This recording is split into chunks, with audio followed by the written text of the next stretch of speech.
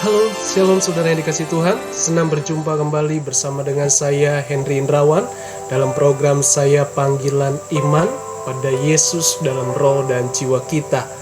Dan saat ini masih saya membahas di seputar kitab Amsal pasal yang ketiga ayat yang ke-11 sampai yang ke-20, di mana part 1 saya sudah menjelaskan tentang berkat dari hikmat Tuhan. Dan yang kedua atau part 2 ini berkat dari hikmat Tuhan juga.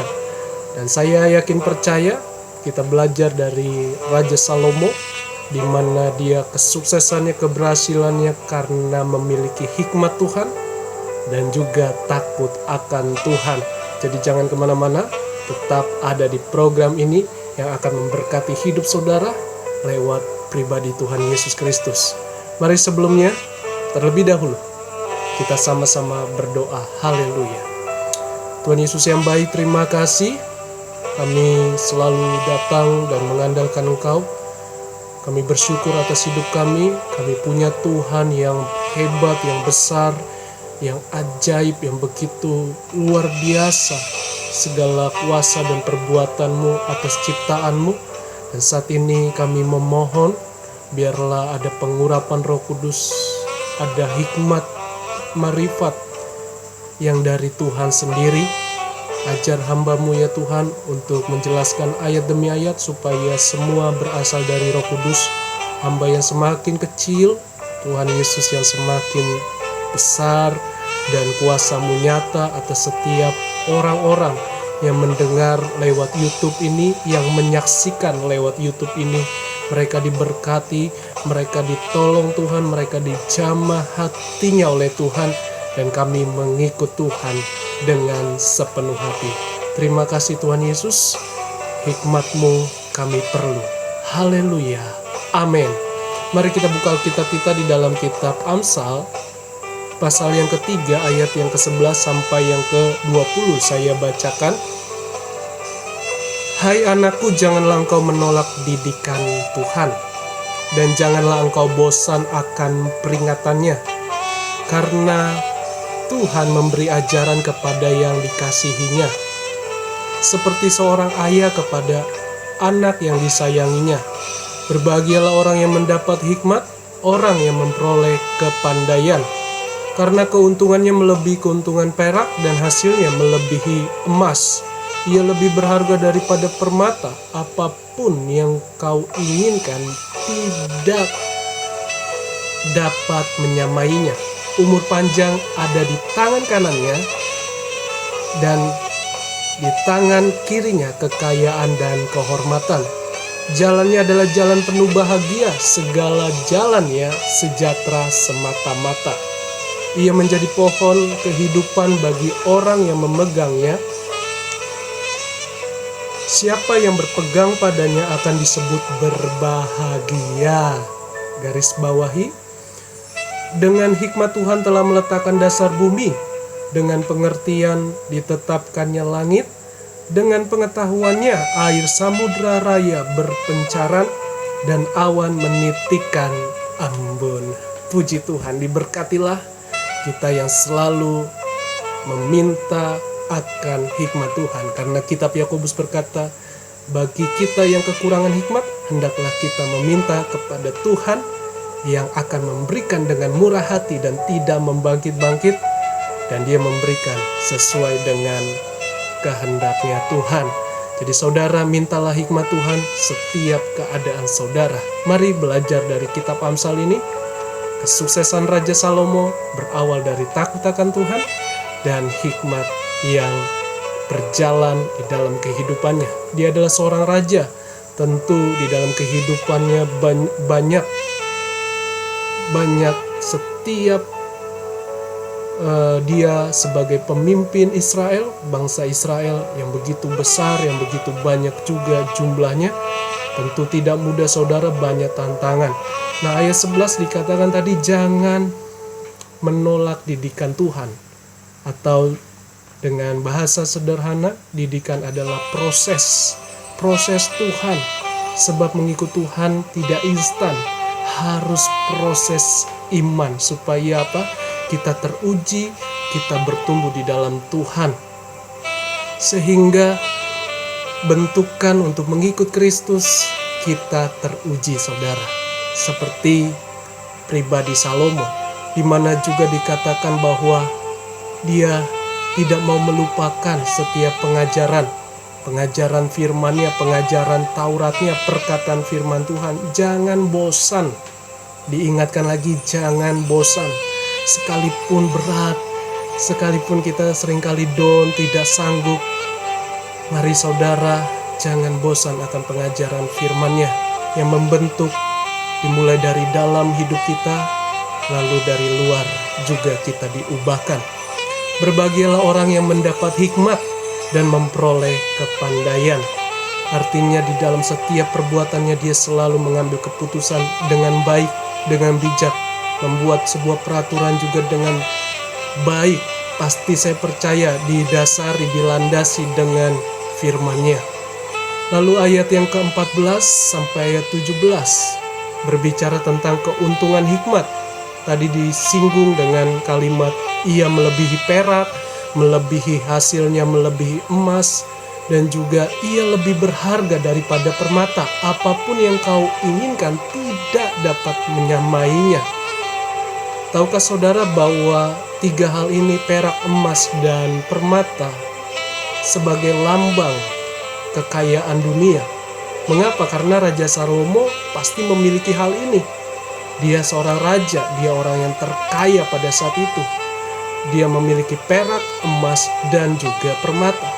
Tetapi semuanya itu dilukiskan, digambarkan. Kalau kita punya hikmat Tuhan, artinya kita memiliki nilai yang tidak dimiliki dunia, tetapi berasal dari Tuhan. Orang yang mengasihi Tuhan, orang yang takut akan Tuhan, pasti diberikan hikmat dan nilainya sangat mahal. Mintalah hikmat Tuhan, karena Dia akan memberikan kepada semua orang dengan murah hati. Dikatakan lagi umur panjang ada di tangan kanan. Ya, artinya umur di sini bukan hanya bertambah-tambahnya usia, tetapi ada karunia-karunia Tuhan.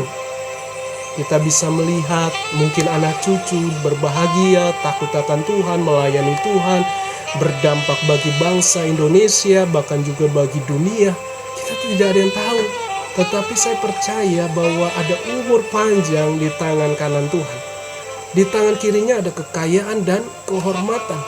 Kekayaan pasti, berkat Tuhan menjadikan kita kaya. Kaya bukan hanya sekedar materi, tetapi kaya di dalam Tuhan. Pasti materi pun akan mengikutinya.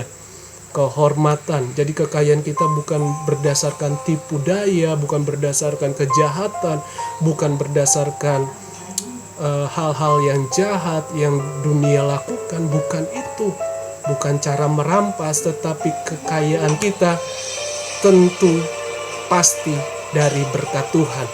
Dan orang banyak akan menghormati kita juga, karena itulah pemberian dari hikmat, dampak dari hikmat.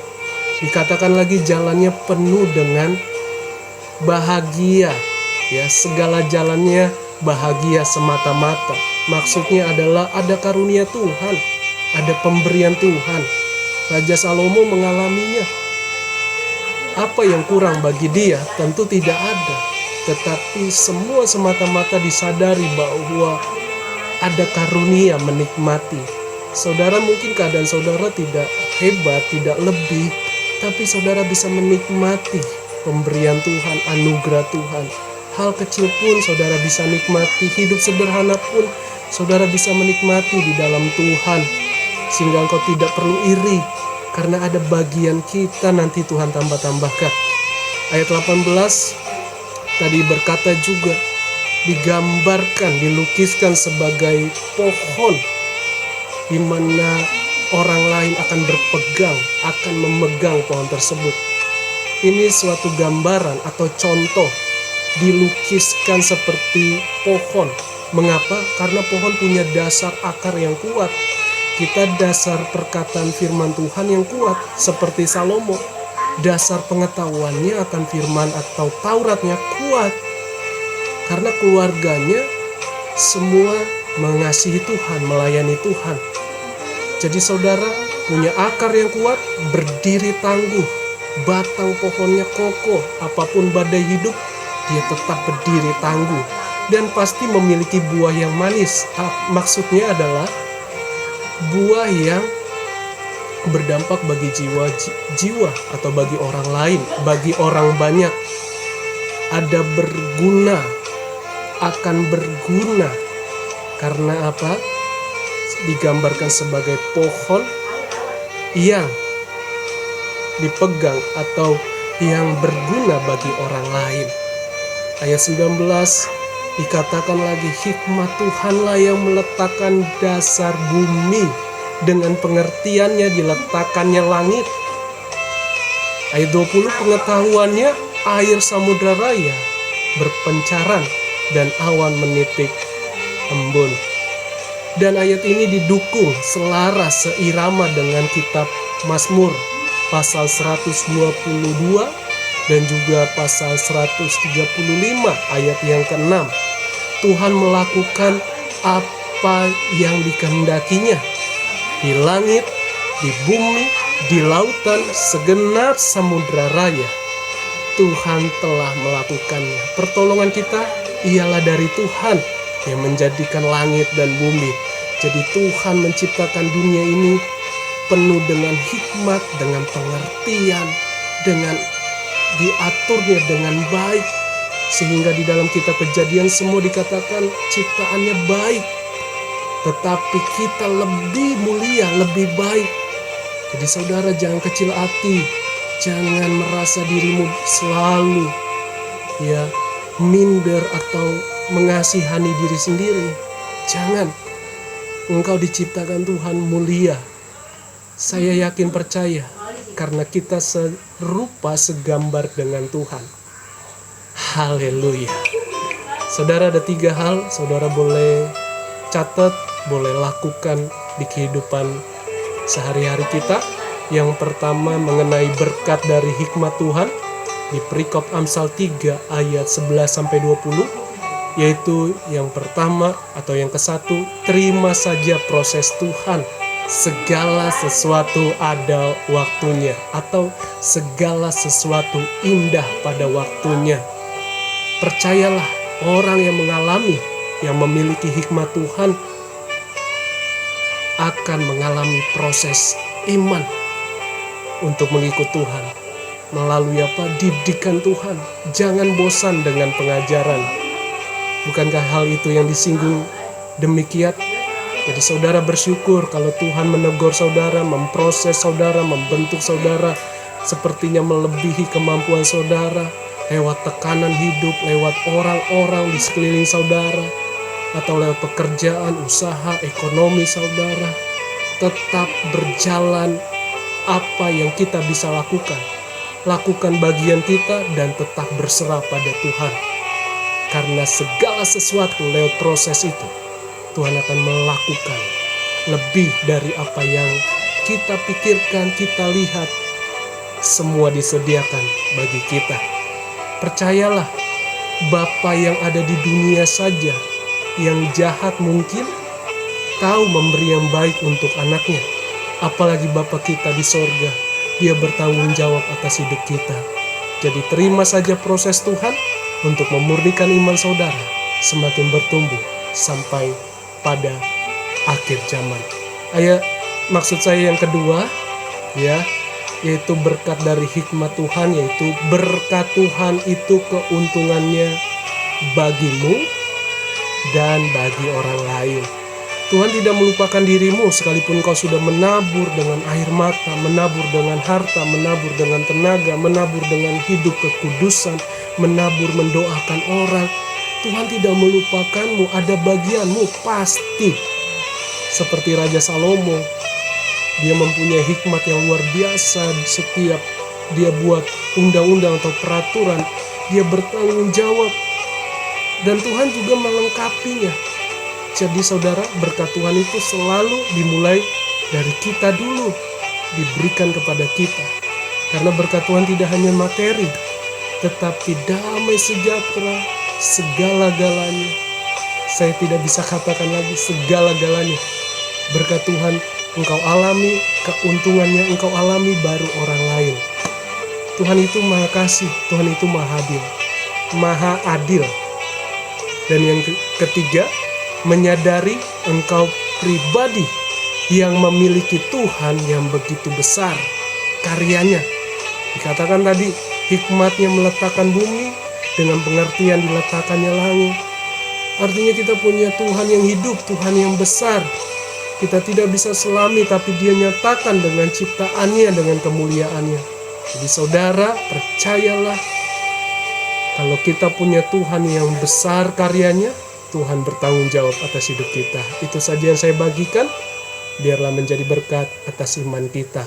Tuhan Yesus memberkati. Jangan lupa like, komen, dan subscribe. Bagikan channel ini ke banyak orang agar nama Tuhan dimuliakan. Saya pamit dan diberkati oleh Tuhan. Tuhan Yesus mengasihi saudara. Haleluya.